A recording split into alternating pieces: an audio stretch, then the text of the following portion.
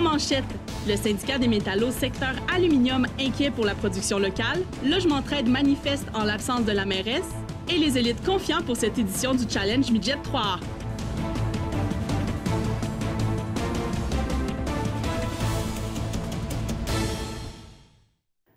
Bonjour, Mesdames, Messieurs, et bienvenue à ce web journal du mercredi 11 décembre. Les changements apportés au nouvel accord Canada-États-Unis-Mexique de libre-échange risquent de bloquer le développement des usines d'aluminium de la région, selon le président des syndicats des travailleurs de l'aluminium d'Alma, Sylvain Maltais. Il se dit inquiet en ce qui a trait aux futurs investissements annoncés par Rio Tinto. Mon collègue Titouan Bussière s'est entretenu avec Sylvain Maltais à ce propos. On l'écoute. Monsieur Maltais, bonjour. Tout d'abord, est-ce que vous pouvez nous mettre en contexte quant à la situation des derniers jours? La situation des derniers jours, c'est hier matin. Au réveil, malheureusement, on s'est réveillé avec une très mauvaise nouvelle. C'est-à-dire que l'entente sur l'ALENA, où nous, on pensait qu'on allait être protégé comme l'acier, on s'est aperçu que finalement, notre produit que nous, on produit ici régionalement, l'aluminium, on n'avait pas de protection. Ce qui avait été décidé, c'est qu'il allait y avoir un ALENA où l'acier serait protégé, c'est-à-dire que les produits qui seraient faits au partir du Mexique pour les marchés américains, ces produits-là devraient être composés à 70 d'aluminium, d'acier produit au Canada et aux États-Unis. Nous, comme travailleurs de l'aluminium, on pensait qu'on allait obtenir la même protection de la part du gouvernement, des gouvernements, ce qui malheureusement n'est pas arrivé. On n'a pas eu cette protection-là. Fait que nous autres, pour l'usine que je représente, l'usine d'Alma, nous autres, on est inquiets parce que 90 de notre production d'aluminium va sur les marchés américains. Fait que là, ça veut dire que via le Mexique, des producteurs étrangers pourraient venir s'établir au Mexique, prendre de l'aluminium venant de Chine, venant de l'Inde, venant de l'Orient, puis rentrer par là à faible coût, parce qu'il faut se le dire, c'est de l'aluminium qui n'est pas socialement produit de la même façon qu'ici au Canada avec les mêmes règles. C'est pas de façon environnementale, c'est pas de l'aluminium vert produit à partir d'hydroélectricité comme nous autres. Fait que là, c'est pas l'aluminium qui coûte moins cher. Fait que les producteurs vont partir de là, vont produire, puis vont embarquer sur le marché américain, venir nous faire manger notre marché à nous autres. OK, mais ça parle beaucoup au Saguenay-Lac-Saint-Jean. Pourquoi est-ce que ça touche plus particulièrement notre région? Bien, c'est parce qu'ici au Québec, on produit environ peut-être 3 millions de tonnes. Au Québec, je pense que c'est 2,9 millions. Il y a 1,3 million de cet aluminium-là qui est produit ici au Saguenay-Lac-Saint-Jean. Parce que les autres alumineries, ça vient de la région de Trois-Rivières. Il y en a deux là, dans ce secteur-là. Puis il y en a un autre sur la Côte-Nord. Puis l'autre est dans l'Ouest canadien, à Kitimat. OK. Vous aviez dit en entrevue que vous n'avez pas été protégé, que vous étiez sacrifié pour protéger l'acier. Pourquoi? Oui, parce que, comme je viens de vous dire, c'est vrai. Mme Freeland, elle a bien exprimé que ce qui était hier et ce qui était avant hier, il n'y a rien de différent pour l'aluminium. On est d'accord avec cette affaire-là. Oui. Par contre, tout ce que notre malaise est, c'est que nous, on s'attendait à recevoir une protection de la part des gouvernements dans l'ALENA, qu'on allait être comme l'acier, qu'on allait être protégé, qu'on allait obliger les producteurs au Mexique à dire de s'approvisionner à 70 en aluminium produit aux États-Unis ou au Canada. Mais ça, cette protection-là, on ne l'a pas eu. D'accord. Quelle a été la réaction des députés? Je pense à Richard Martel, Mario Simard, par exemple. Bon, on va commencer par M. Martel, on va y aller en ordre. M. Martel, il a dit qu'il était déçu de l'entente. Lui aussi, il s'attendait à ce qu'on ait plus de protection.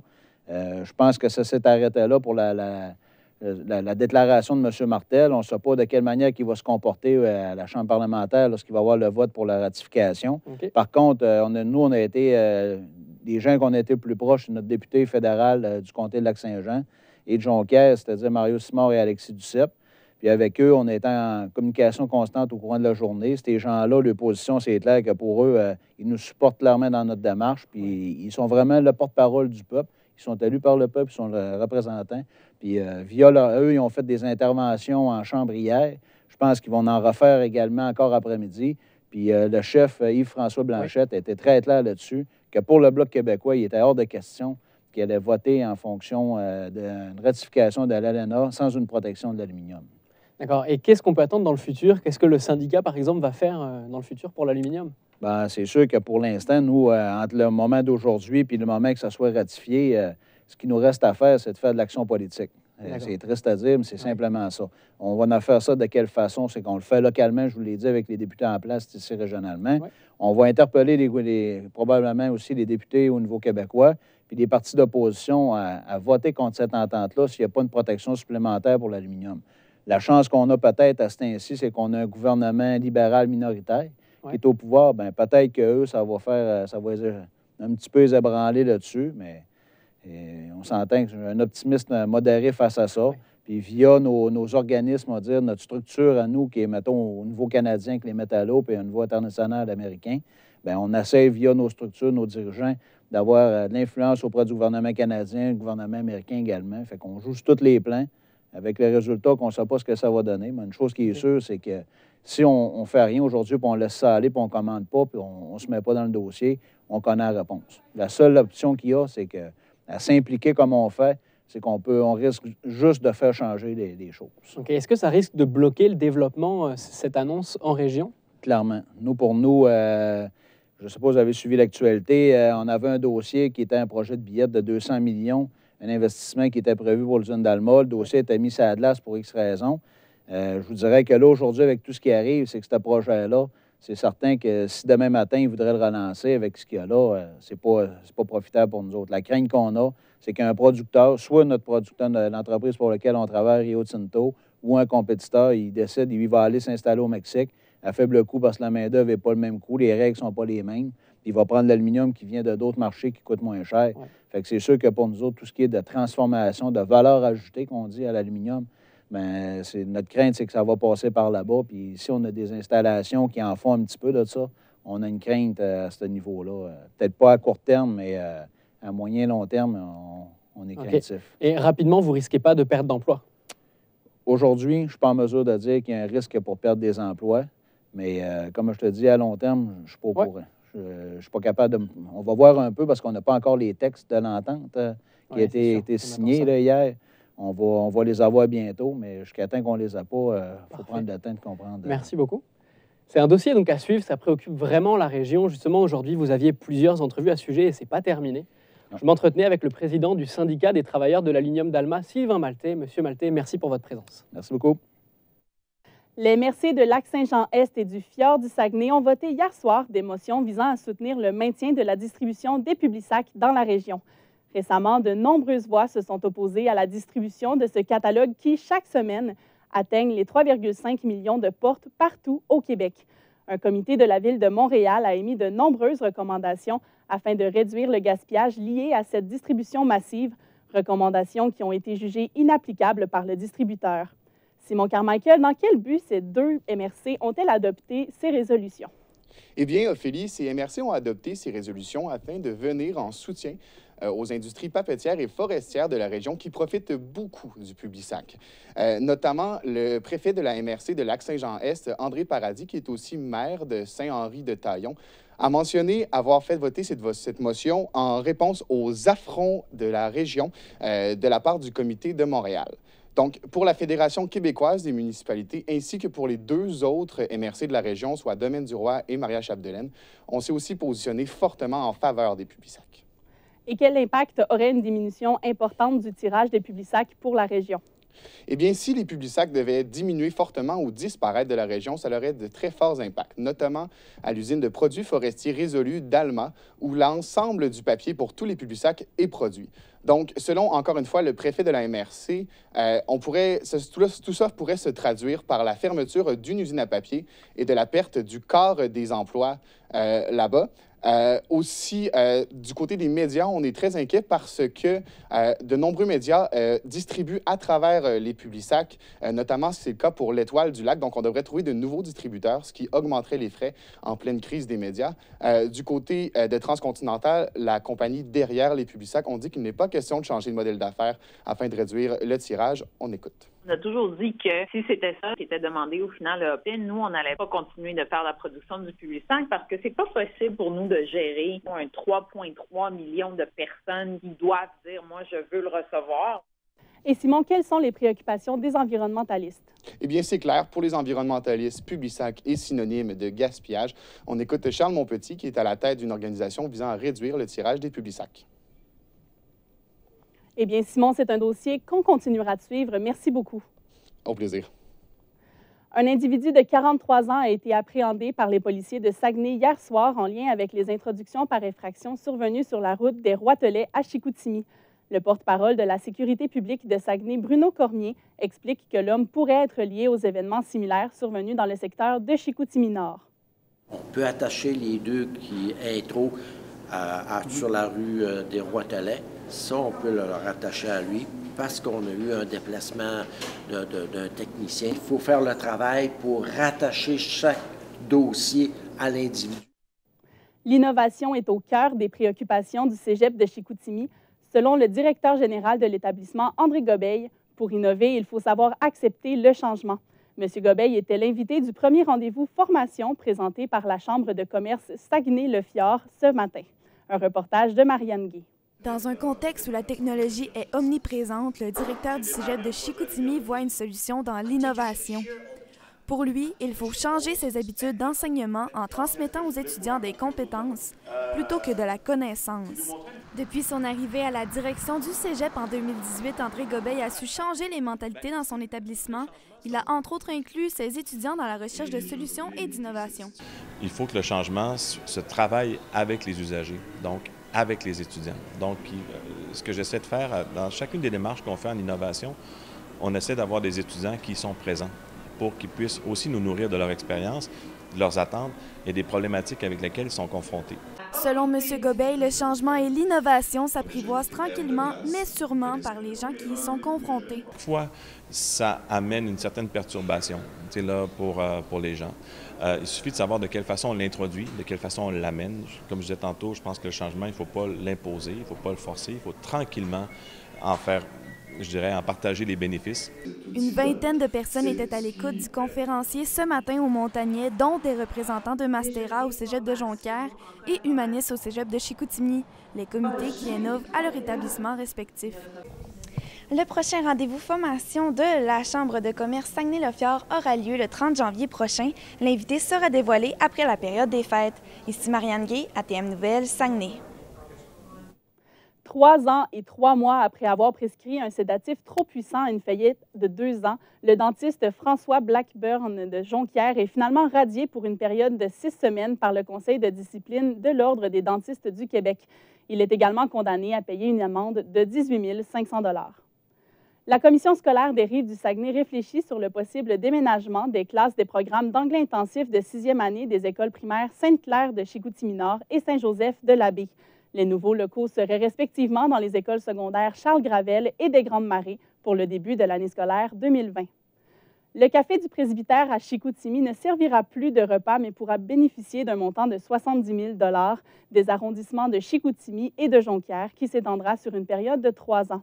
Avec le partenariat des entreprises de jeunesse et des épiceries communautaires de la région, les personnes ayant un faible revenu pourront acheter des produits du terroir à moindre coût et de la main-d'œuvre supplémentaire pourra être engagée. Un reportage d'Édouard Sanger. Le Café du Presbytère offrira un service de mets cuisinés avec le partenariat des épiceries communautaires de la région. Les objectifs visés, c'est de répondre à peu près 3 000 familles qui améliorent leurs conditions de vie par le biais d'avoir des mets préparés. Fait que le but, c'est de les amener à faire des choix, mais qu'il y ait un coût qui est abordable. Puis tranquillement, pas vite, tout au long du projet, c'est de les amener vers d'autres habitudes alimentaires saines. L'un des avantages sera des prix abordables pour les personnes à faible revenu. Ces gens-là, qui sont défavorisés économiquement, là, ils ont autant le droit que toi puis moi d'avoir une alimentation qui est saine. Ils ont le droit de la choisir, puis ils ont le droit de l'avoir. Puis je pense que les gens qui ont les moyens de s'acheter cette nourriture-là, je pense qu'ils sont aussi contents de voir que ces gens-là puissent avoir ce même type de qualité de produit-là. C'est avec l'appui de la présidente de l'arrondissement de Jonquière, Mme Julie Dufour, que le projet avance. Mme Dufour croit beaucoup au projet. Tout ce qui touche les gens qui sont défavorisés, je pense que c'est une cause qui y tient à cœur. Et depuis le début, elle nous a soutenus dans notre projet. C'est aussi un moyen de faire briller les produits de la région. Je pense que ça va de soi qu'il faut promouvoir notre économie locale. Puis si on veut aussi être éco-responsable, de ne pas acheter dans la mesure du possible, d'acheter ce qui vient d'ici. Dans le but premier d'enrayer les préjugés sur les personnes à faible revenu, les prochains conseils d'arrondissement de Jonquière porteront de comment répartir le 400 000 $ sur l'ensemble du projet sur le Café du Presbytère. Édouard Sanger, ATM Nouvelles. La première régionale de la pièce Globe, produite par la boîte de production Foutou-Court, a eu lieu ce matin à la salle Pierrette Godreau.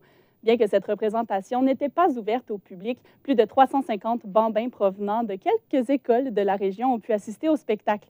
Élie Duquet, la pièce a-t-elle été conquise par le jeune public? Eh bien, Ophélie, je vous confirme que les 350 étudiants présents sur place étaient vraiment très contents de la pièce de théâtre. Je vous explique un peu comment ça s'est déroulé. Eh bien, à la base, au tout début de la pièce de théâtre, c'était 2 personnes qui sont arrivées sur scène vêtues de blanc avec un nez de clown. Et au fur et à mesure que la pièce se déroulait, eh bien, c'est vraiment là qu'on a compris que la pièce de théâtre allait être un intelligent amalgame de numéros humoristiques, mais aussi de prouesses acrobatiques. Et lorsque je parle de prouesses acrobatiques, eh bien évidemment, comme ce sont des clowns, on parle de jonglerie. On parle aussi, par contre, d'une nouvelle discipline artistique qu'ils ont inventée, qui est faire de l'art dans une échelle. Et on a conclu le spectacle avec un merveilleux numéro de claquettes, vraiment, ce qui est assez surprenant pour des clowns. Et Foutoucourt a-t-il eu beaucoup de préparation? Au dire des 2 organisateurs de la pièce de théâtre et des 2 comédiens, Rémi Girard et Jean-Félix Bélanger, ça aura pris 3 ans avant d'en arriver au résultat final de la pièce de théâtre. Finalement, ils ont présenté la première mondiale le 15 novembre dernier et vraiment, ce fut un réel succès. Ce qui est assez impressionnant aussi, c'est que pas moins de 16 personnes ont collaboré à la réalisation du spectacle et que pour faire le spectacle, justement, les 2 comédiens ont dû apprendre plusieurs choses, entre autres, faire de la claquette. Ils ont pris des cours pendant 3 mois afin de savoir faire de la claquette et, comme je l'ai dit un peu plus tôt, créer une toute nouvelle discipline. Les clowns qui sont dans la pièce ne parleraient apparemment pas. Effectivement, c'est ce qui est assez spécial avec cette pièce-là, c'est que, justement, pour faire bien comprendre leur message, les 2 protagonistes ont décidé de ne pas utiliser le langage, mais bien, ils ont utilisé le langage du corps. Entre autres, puisqu'ils veulent se faire produire un peu partout sur le globe, ils ont donc décidé de ne pas utiliser de mots afin de bien pouvoir se faire comprendre. Et pourquoi avoir appelé la pièce Globe? Eh bien, c'est assez simple. Hein? Comme Globe le dit, il voulait faire référence au petit globe de neige qu'on avait lorsqu'il était jeune. Et à la fin, on a vu un super beau tableau de ce globe. Merci beaucoup, Élie. Ça fait plaisir. La prochaine représentation ouverte au public sera présentée les 13 et 14 décembre. Les militants de Logement Trade étaient à l'Hôtel de Ville ce matin afin de demander à la mairesse Josée Néron de céder le terrain de l'ancienne boulangerie Fortin du secteur Kenogami afin d'y bâtir la coopérative d'habitation La Solidarité. L'instigatrice du projet, Sonia Côté, a fait face à un mur encore une fois puisque la mairesse était absente. Un reportage d'Anne-Sophie Gagné.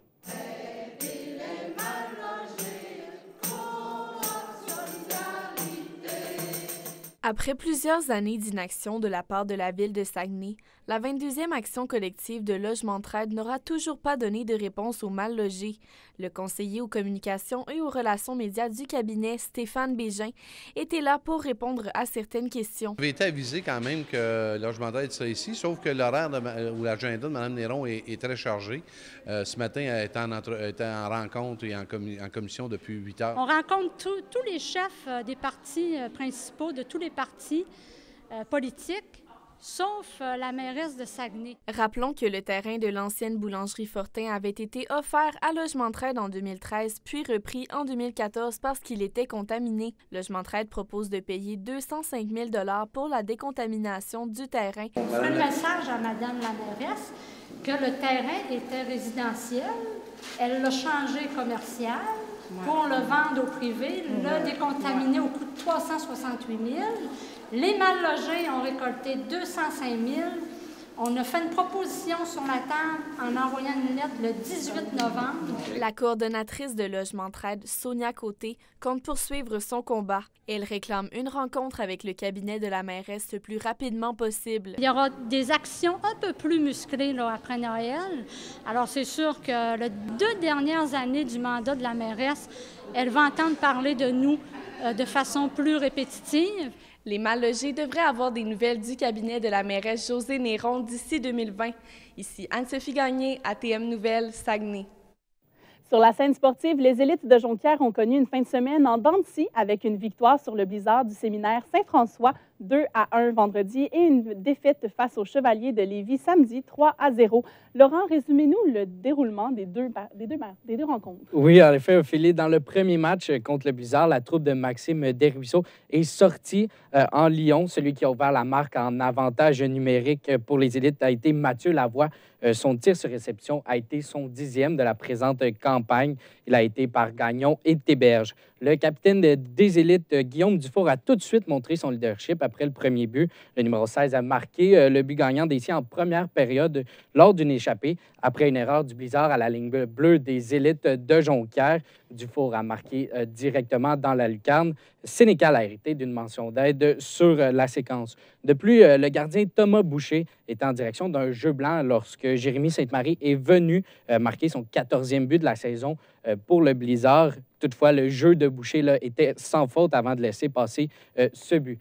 Dans la deuxième partie de la fin de semaine, les Jonquiérois n'ont malheureusement pas su profiter des chances de marquer qu'ils ont obtenues en première période, alors qu'aucun joueur des élites n'a réussi à noircir la feuille de pointage. Certains d'entre eux ont su garder la rage tout au long des 60 minutes de jeu. C'est d'ailleurs un François-Xavier Bédard-Fougueux qui a su se démarquer par sa vitesse tout au long du match. Là. Et qu'est-ce que l'entraîneur-chef a pensé de la fin de semaine de son équipe? Oui, l'entraîneur des élites avait de bons mots à dire envers ses joueurs.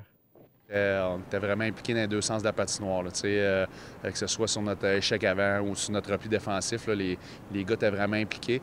Samedi, écoute, on n'a pas joué un mauvais match, mais on était peut-être moins assidus que la partie de vendredi. Donc. Et malgré une bonne performance globale de ces joueurs, il reste toujours quelques aspects à améliorer.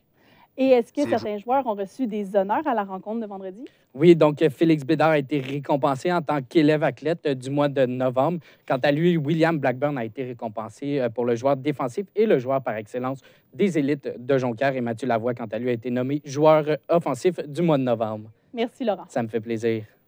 À ce propos, les élites de Jonquière jouent leur premier match du Challenge Midget 3A ce soir. Selon l'entraîneur-chef Maxime Desruisseaux, il ne faut pas regarder trop loin dans le tournoi. Toute la concentration est donc sur le match de ce soir. La 14e édition du tournoi, qui regroupe 24 équipes, se déroule pour une deuxième année consécutive à la baie. Mon collègue Jérémy Bezeau s'est entretenu avec Maxime Desruisseaux pour discuter de la semaine importante qui attend son équipe. Bonjour, M. Desruisseaux. Tout d'abord, quel est votre objectif pour le Challenge Midget 3?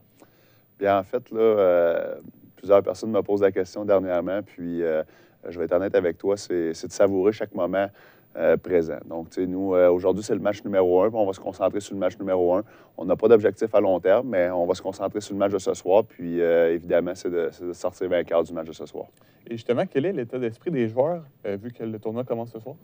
Bien, tu sais, il n'y en a pas 10 tournois dans notre saison, nous. Hein? On en a un, puis c'est celui-là. Donc, évidemment, les joueurs sont excités, sont enjoués, ils ont hâte que ça commence. Puis, tout ça, c'est de la bonne excitation, je crois. Un petit peu de nervosité à travers ça, mais l'ambiance est vraiment bonne, puis les gars, ils ont hâte que ça commence. Là. Puis là, tu sais, ce soir, vous jouez contre une équipe des Maritimes. Vous n'avez jamais joué contre cette équipe-là. Y a-t-il une façon de préparer son équipe différente? Bien, je pense que l'idéal, c'est de se concentrer sur nous autres. C'est de faire ce qu'on fait de mieux. Puis à partir de ce moment-là, justement, on ne peut pas avoir de stratégie spécifique parce que justement, on ne les connaît pas beaucoup. Par contre, on peut faire ce qu'on contrôle de mieux. C'est justement notre jeu, nos performances personnelles. Donc, c'est sur ce qu'on va se concentrer ce soir. Et là, vous avez 3 joueurs blessés, donc 3 joueurs raffiliés qui vont revenir, dans le fond, vous aider durant le tournoi. Est-ce que la dynamique va être différente? Bien, c'est sûr que dans un monde idéal, tu espères avoir tout ton monde, mais les gars qui vont venir nous joindre là, comme joueurs affiliés, ils sont déjà venus soit le week-end dernier ou auparavant. Donc, c'est des gars qui connaissent un peu comment on fonctionne, c'est quoi notre mode de fonctionnement. Puis, on s'attend à ce qu'ils remplissent leur rôle du mieux qu'ils peuvent. Puis, en même temps, ça donne une opportunité à d'autres joueurs de remplir des rôles un petit peu plus importants. Donc, je vois ça d'une belle façon. Là. Et on sait que le tournoi est à la baie. Donc, c'est à domicile devant vos partisans. Est-ce que vous croyez que ça peut vous donner un avantage face à d'autres formations? Bien, en fait, c'est sûr que c'est positif. Là, je ne vois rien de négatif là-dedans. On est chanceux. Nos gars ne manqueront pas d'école cette semaine. Donc, ils vont aller à l'école le matin. On ne change pas notre routine. Les gars vont aller à l'école l'avant-midi. L'après-midi, ils vont avoir le temps peut-être de faire une petite sieste. Ensuite de ça, on se dirige vers la baie en fin de journée. On est chanceux. Nos 3 parties sont en fin de journée. Donc, puis d'avoir l'appui de nos partisans, là, c'est sûr que c'est un petit bout supplémentaire, oui. Et va-t-il y avoir des pratiques cette semaine? Non, là, tu vois, on a eu 2 petites pratiques plus écourtées, là, lundi et mardi. Mais étant donné qu'on joue lundi, mardi, mercredi, jeudi, vendredi, là, il n'y aura pas d'autres entraînements cette semaine-là. OK. Puis on le sait, tu es ta première saison justement en tant qu'entraîneur des élites. Donc, ça va être ton premier challenge. Comment tu vois ça? Bien, comme j'ai dit tout à l'heure, c'est un peu la même chose pour moi, dans le sens que c'est un beau moment dans la saison, puis il faut en profiter au maximum. Donc, je suis vraiment content. C'est un moment spécial dans la saison où il y a de l'engouement, il y a plus de spectateurs, toutes les équipes sont là. Donc, c'est le fun pour tout le monde, puis il faut juste en profiter au maximum, puis je pense qu'on va avoir une belle semaine. Et justement, les joueurs jouent des matchs de saison régulière. Et là, le challenge, c'est quoi la différence entre ces deux types de matchs-là? Bien, en fait, là, il y a un enjeu. Là, un match de saison régulière, c'est sans dire qu'à part pour le classement général, mais là, il y a un trophée. Là, si dimanche, là, on joue tout pour ça. Dimanche, l'objectif, c'est de se rendre à dimanche puis de soulever le trophée. Donc, veux pas, il y a un petit engouement pour ça. Il y a des spectateurs, des recruteurs. Toutes les équipes sont dans la même ville au même moment. Donc, il y a des parties avant nous, après nous.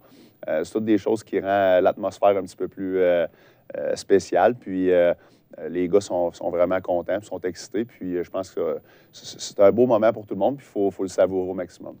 Et justement, je ne sais pas si c'est comme ça cette année, mais l'an dernier, l'équipe qui gagnait avait un laissez-passer au premier tour. Écoute, la Ligue va statuer là-dessus. Je n'ai pas demandé. Là. Je ne voulais pas voir ça avec les joueurs, mais je pense qu'il va y avoir une petite récompense, c'est sûr, là, à l'équipe qui est championne. Et justement, tu as une jeune équipe sous la main cette année. Est-ce que tu penses que ça va peut-être jouer un rôle, justement, avec peut-être un manque d'expérience pour un tournoi comme ça? Non, parce qu'au niveau Midget 3, là, je veux dire, comment je pourrais dire ça? C'est tous des jeunes de 16 ans, là, majoritairement. Tu as quelques 15 ans, tu as quelques 17 ans, mais le noyau est majoritairement des joueurs de 16 ans. Donc, c'est pareil pour tout le monde. Il y a quelques équipes qui ont un petit peu plus de 17 ans, il y a quelques équipes qui ont un petit peu plus de 15 ans. Mais je veux dire, globalement, la moyenne d'âge est pareille pour tout le monde. Puis, je vois pas ça comme un avantage ou un inconvénient. Là. Une fois que la rondelle tombe, il n'y a plus d'âge, il n'y a plus de qui est premier au classement général, qui est au dernier. On a 60 minutes, puis l'objectif, c'est de sortir de là avec la victoire. Et je sais que vous avez joué Midget 3 vous-même. On sait que c'est la 14e édition, alors vous n'avez pas eu la chance de participer à un tournoi de même. Est-ce que vous auriez aimé ça?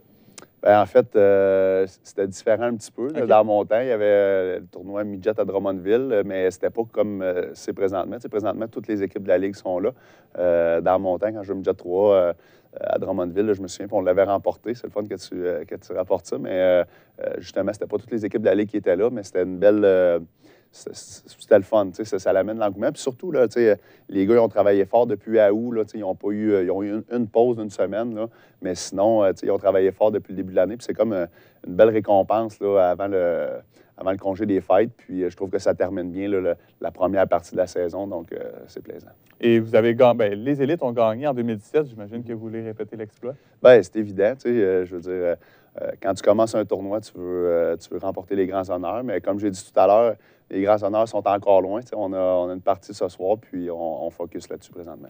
Je m'entretenais avec Maxime Desruisseaux, l'entraîneur-chef des élites. Merci beaucoup. Merci.